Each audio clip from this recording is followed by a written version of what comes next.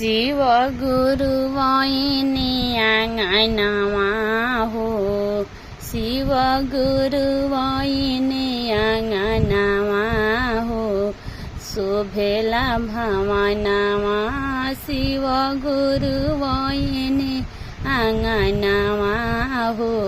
देखो शोभेला भवनमा कहाँ बैठब शिव के कथिए खियब, कहाँ बैठब शिव गुरु के कथिए खियब, कथी उनसे मांगे में हम वरदानमा हो।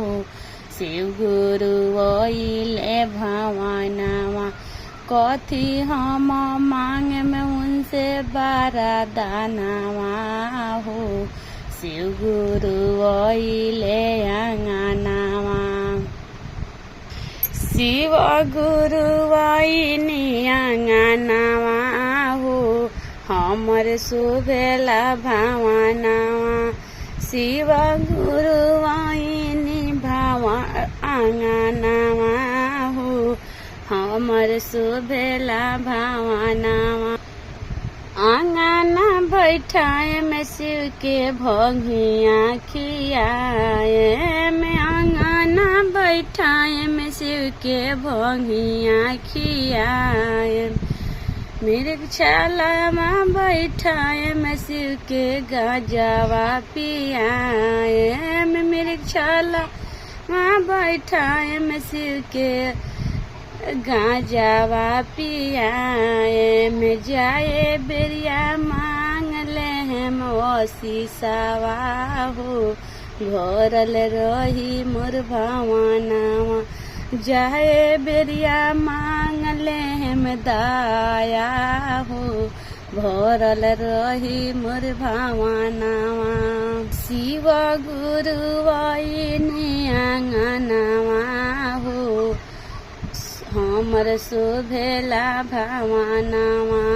शिव गुरु आइनी आँगनमा हो, हमर शोभेला भवन। दशरथ जैसन ससुर दिहनी कौशल्या जैसन सासु, दशरथ जैसन ससुर दिहनी कौशल्या जैसन सासु। अरे लक्ष्मण जैसन दिहानी देवरवा हो, हमर शोभेला भवनमा।